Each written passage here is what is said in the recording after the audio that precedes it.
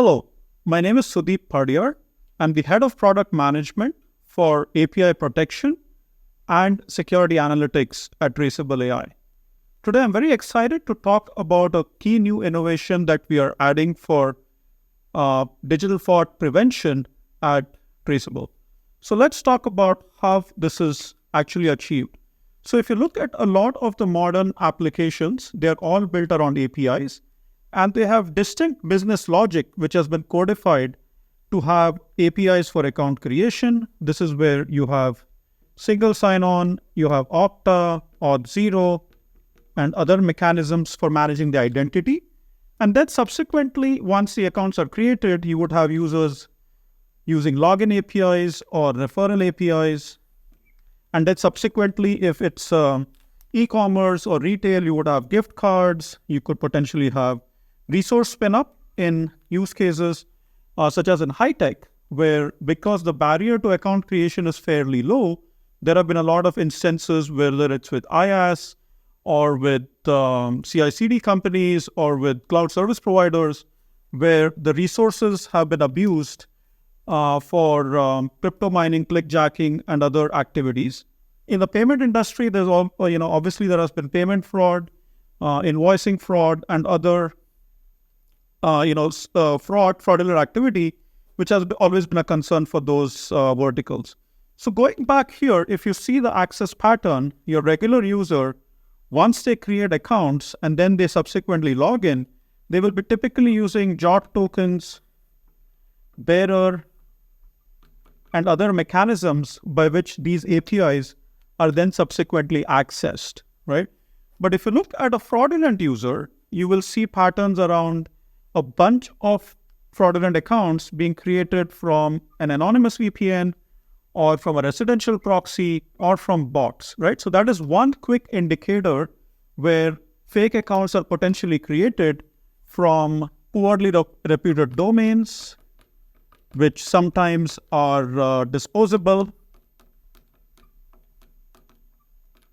They have a very short age, which typically means that the domain has been created for creating fraudulent accounts. And there are other indicators such as a tumbling email pattern, which tells you that some of these emails are not genuine and they are only being created for doing some of these fraudulent activities.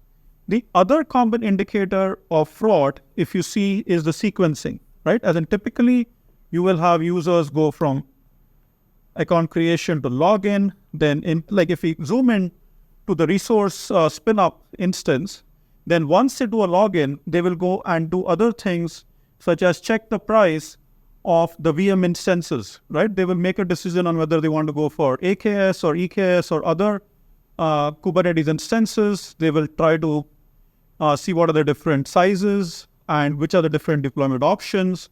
They will look at invoicing options. They will look at pricing. So none of that will happen if it's a fraudulent actor who is just trying to create some of those spin-ups. So the typical patterns would be deviated, and that in many ways is the API sequencing or the inter-API interval, which will indicate that there is a likely compromise there, right? So that's one common indicator. The other, if you look at the CI/CD companies, then they're actually creating a CI pipeline, which will not have regular scripts for spinning up VMs or for spinning up applications. They will have very minimal information.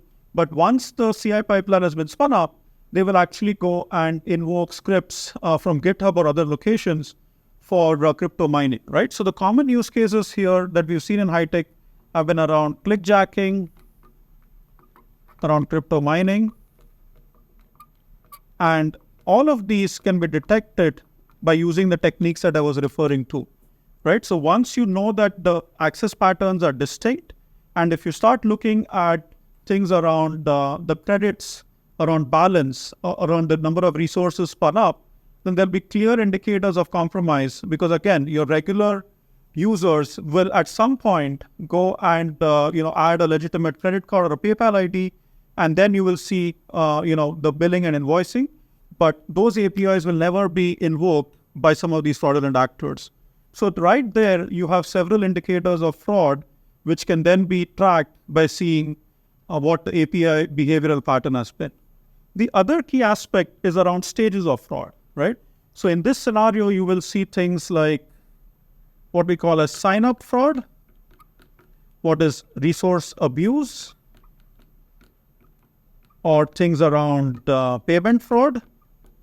So all of these will be distinct stages that are detected, and that tells you what is the impact that that fraud has had over a period of time, right? So if you see dormant accounts which kind of keep coming back at regular intervals, only go up to their limits but don't go beyond that, all of these will be detected with the different stages of payment fraud.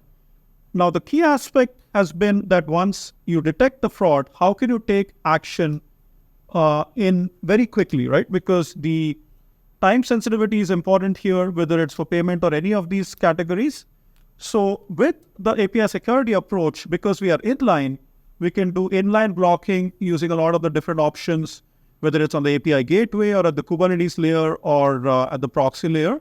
And more importantly, we can also do out-of-band integrations with a lot of the WAFs, right? So whether it is with an Imperva or an AWS or a Cloudflare, you can actually go and do the out-of-band blocking so that these fraudsters cannot get back in. Now, the other key aspect here is to actually make it very difficult for some of these automated bots to log back in.